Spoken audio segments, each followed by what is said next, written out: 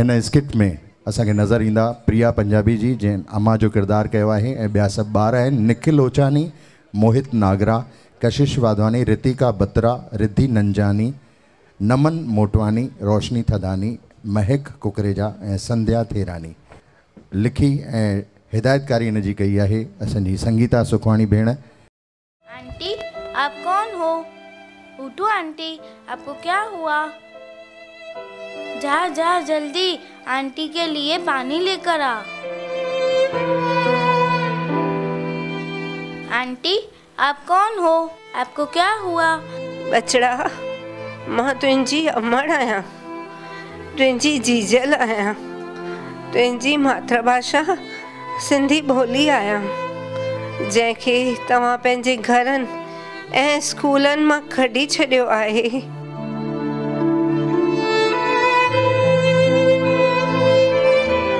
अम्मा वो तव्हां अहिड़ी हालत में हिते कीअं आहियो? अम्मा ये मातृभाषा क्या होती है? तव्हांखे मातृभाषा ख़बर न आहे? जंहिं घर में तव्हां रहो था, तव्हांजा माता पिता रहनि था, उहे सिंधी आहिनि न, त जा ॿोली माउ पीउ ॾाॾो ॾाॾी ॻाल्हाईंदा आहिनि उहा ॿोली मातृभाषा आहे।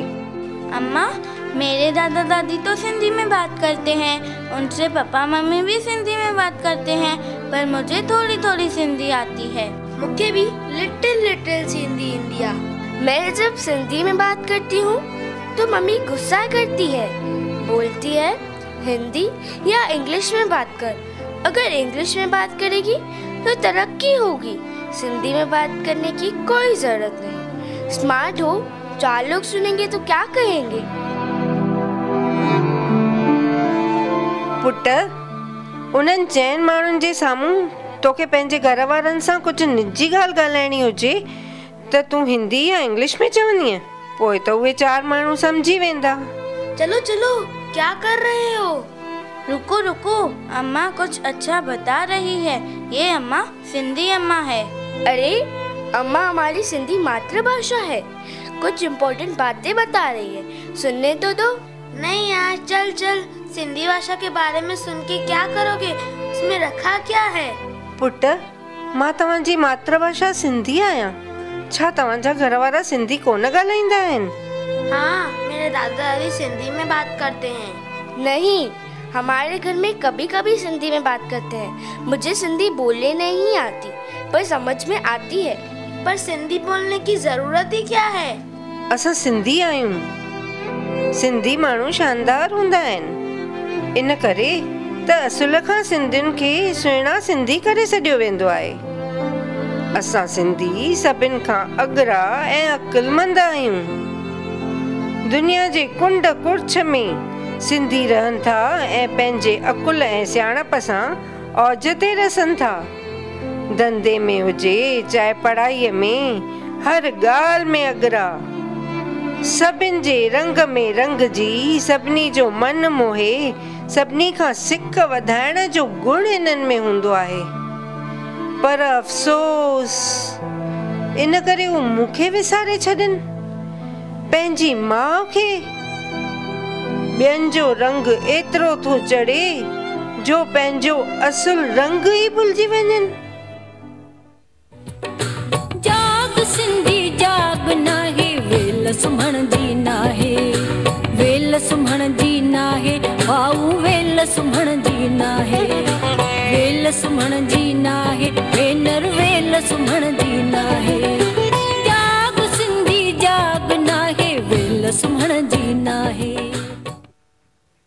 तुंहिंजी मम्मी चवे थी त सिंधी ॻाल्हाइण सां तरक़ी कोन थींदी आहे, पर छा तव्हांखे ख़बर आहे त LK आडवाणी जेको डिप्टी प्राइम मिनिस्टर हो सो सिंधी आहे। राम जेठमलाणी, मुरली मीरचंदाणी, मोहन मीरचंदाणी, ये सभु ॾाढा वॾा सिंधी वकील आहिनि। तव्हांखे त पंहिंजे सिंधी हुजण ते नाज़ हुजणु खपे। असां सिंधियुनि कयो छा आहे जो असां उन ते प्राउड फील कयूं? 5000 साल पुराणी असांजी मोहन जे दड़े जी अवाइली सिंधी सभ्यता आहे। दुनिया जे आदमशुमारीअ 2 सैकड़ो हुजण खां पोइ बि असांखे जगत थो सुञाणे। हर मुल्क में वञी कामयाब थिया आहियूं ऐं असांजी क़ौम ते त लाल साईं जी आसीस आहे। अम्मा, एक बात तो बताओ, अगर पंजाबीज का भांगड़ा नृत्य है, मराठीज का लावनी है, गुजरातीज का गरबा है, तो सिंधीज का क्या है? पुटड़ी, असां सिंधियुनि जी छेॼ आहे, सिंधियुनि जी भगत आहे। अम्मा, अगर बंगालियुनि में सुभाष चंद्र बोस आहे, गुजरातियुनि जो गांधी जी आहे, त असां सिंधियुनि जो कहिड़ो फ्रीडम फाइटर आहे? आचार्य कृपलाणी, भाई प्रताप, दादा दयाल आज़ादीअ जे लड़ाईअ में बहिरो वरितो ऐं हेमू कालाणी त फ़क़ति 19 साले जी उमिरि में शहीद थियो। अम्मा, रविंद्रनाथ टैगोर हेतिरो वॾो बंगाली कवि हो, तो छा असांजो कोई कवि आहे? हा बचड़ी, शाह, सचल ऐं सामी असां सिंधियुनि लाइ वॾी सौगात वरसे में छॾे विया आहिनि। पर तव्हां जो ॾोह न आहे, तव्हां उन बाबति पढ़ियो ई न आहे, त तव्हांखे ख़बर कीअं पए? कुझु वरी अॻु ताईं त सिंधी ॿारनि खे स्कूलनि में इहो पढ़ायो वेंदो हो, पर अॼु त मूंखे स्कूलनि मां ई कढी छॾियो अथऊं। त तव्हांखे ॼाण कीअं मिलंदी? छा तव्हांखे ख़बर आहे त स्पेनिश, फ्रेंच ऐं जर्मन ॿोलियुनि में ॻाल्हाइण वारा माण्हू पंहिंजी ॿोलीअ सां एतिरो त प्यार कंदा आहिनि जो हू अंग्रेज़ी बि कोन ॻाल्हाईंदा आहिनि। भले इन्हनि जो ग्राहक मोटी वञे, पर हू पंहिंजी ॿोलीअ में ई ॻाल्हाईंदा आहिनि।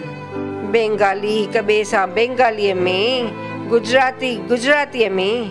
पर मुंहिंजे ॿारनि खे अलाह जे छा थी वियो आहे जो मुंहिंजो ख़्याल ई कोन्हनि। अॼु बि मुल्क में केतिरा ई सिंधी डॉक्टर, वकील, इंजीनियर पंहिंजूं सेवाऊं ॾेई रहिया आहिनि। छा सिंधी ॻाल्हाइण सां उन्हनि जी तरक़ी कोन थी? अॼु तव्हां जंहिं शहर में रहो था, उतां जो वॾे में वॾो डॉक्टर सिंधी आहे, वॾे में वॾो वकील सिंधी आहे, वॾे में वॾो बिल्डर सिंधी आहे, मेयर, MLA, संगीतकार, प्रोफेसर, संत, शाहूकार सभु त सिंधी आहिनि। न फ़क़ति सिंधी आहिनि, पर सिंधी लिखी पढ़ी ऐं ॻाल्हाए ॼाणनि था। छा उन्हनि जी तरक़ी कोन थी? सभु त वॾी औज ते पहुता आहिनि। तव्हां ॿारनि खे सिंधी हुजण जो केतिरो फ़ाइदो आहे जो तव्हांखे स्वामी विवेकानंद कॉलेज, थदोमल शाहणी कॉलेज, चांदीबाई, जय हिंद ऐं केसी कॉलेजनि में सवली दाख़िला मिली वञे थी, छो जो इहे कॉलेज सिंधियुनि जा ठहियल आहिनि। अॼु मां हिते ॻाल्हाए सघां थी छो जो मुंहिंजे कुझु बचड़नि खे मुंहिंजो ख़्यालु थियो त मूं में थोरो साह पियो। लख शुक्र उन्हनि सिंधी शहदायुनि जा जे मुंहिंजी ताक़त वधाइण जूं कोशिशूं कनि था, मेला मलाखड़ा लॻाइनि था, सभ्यते केंद्र खोलनि था। सीता सिंधु भवन, मास्टर रांझन सिंधु भवन, जंहिंमें सभु सिंधी अची सिंधियत जो लुत्फ़ वठनि था। जेसि ताईं मुंहिंजा बचड़ा सॾाईंदे याने सिंधी सॾाईंदे तव्हांखे फ़ख़्रु नथो थिए, तेसि ताईं मां ख़ुशि कीअं रही सघंदी आहियां? पुट, मां नथी चवां त ॿियूं ॿोलियूं न सिखो या न ॻाल्हायो, पर ॾींहं में थोरी देरि त मूंसां गुज़ारियो।